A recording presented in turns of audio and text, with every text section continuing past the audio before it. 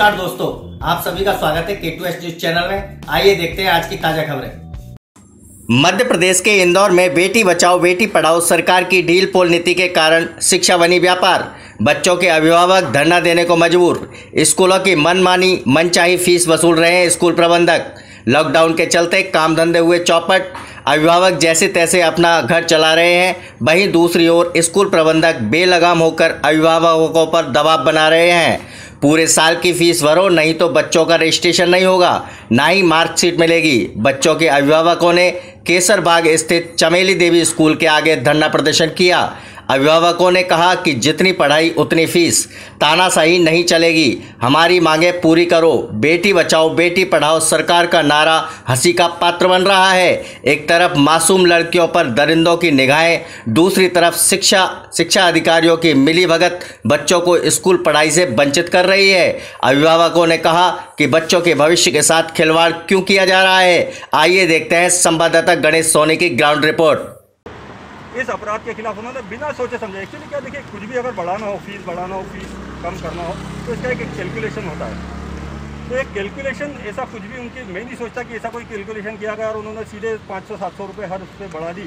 हर class का देखें तो करीब 1.5-2 करोड़ रुपये इन्होंने एक साल इस कोरोना काल में बढ़ाया। कारण क्या है? कोई कारण नहीं, मैं नहीं सोचता।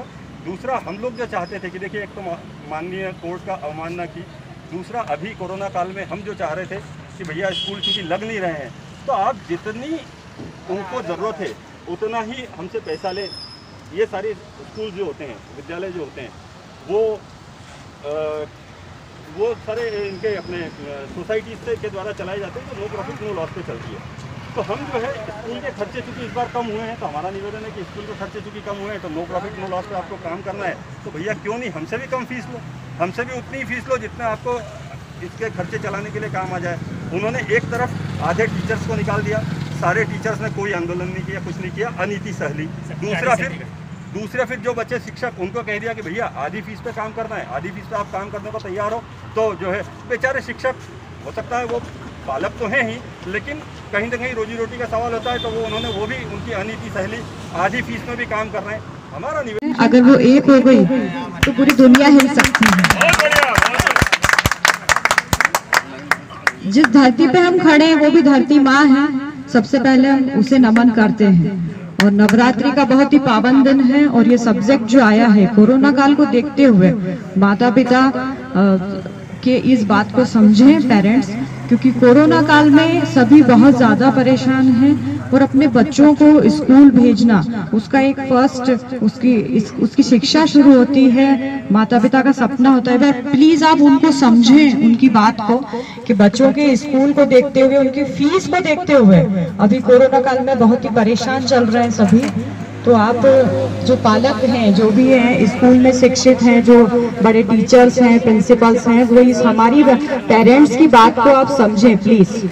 और यही सब्जेक्ट है कि हमें हमारे बच्चों को अच्छी शिक्षा भी देना है, उन्हें आगे भी बढ़ाना है, उनके सारे सपने भी पूरे करना है। तो माता पिता बच्चों के सपने पूरे करने के लिए एक माँ को बहुत संघर्ष करना पड़ता है। होते तो माँ के 2 हाथ हैं, पर वो दिखते नहीं है, और भी पीछे बहुत सारे हाथ हैं। उसे घर का काम भी करना है, बच्चों को भी देखना है, स्कूल भी भेजना है, और बहुत सारी चीजें हैं। तो प्लीज ये स्कूल से लेकर जो संबंधित जो विषय है, ये बहुत ही चिंतनीय विषय है, ये चिंता का विषय है कि हमारे बच्चे को हमें एक अच्छी शिक्षा देना है, क्योंकि वही आगे जाके भारत का नाम करेगा और छोटे बच्चे ही आगे चल के इस देश को संभालेंगे।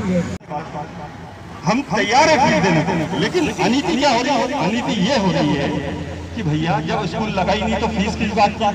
दूसरा अनीति, जो शिक्षक इनको पढ़ाते हैं उन शिक्षकों ने की, उनके आधे शिक्षकों को निकाल दिया गया कि भैया कोरोना है तो हम ये इनको आपकी सैलरी नहीं दे सकते। आधे टीचर्स को निकाल दिया गया, और वो टीचर्स जो हमारे बच्चों को पढ़ाते हैं उनमें कोई आवाज नहीं थी। उनको आवाज उठानी चाहिए थी कि भैया हमारी भी फीस आधी, सैलरी आधी कर रहे हो, इन सबको भी रहने दो, इन सबको भी रहने दो, हम सब थोड़ा थोड़ा करके गुजारा कर लेंगे। उन्होंने अनीति सही, वो आपके बच्चों को क्या सिखाएंगे?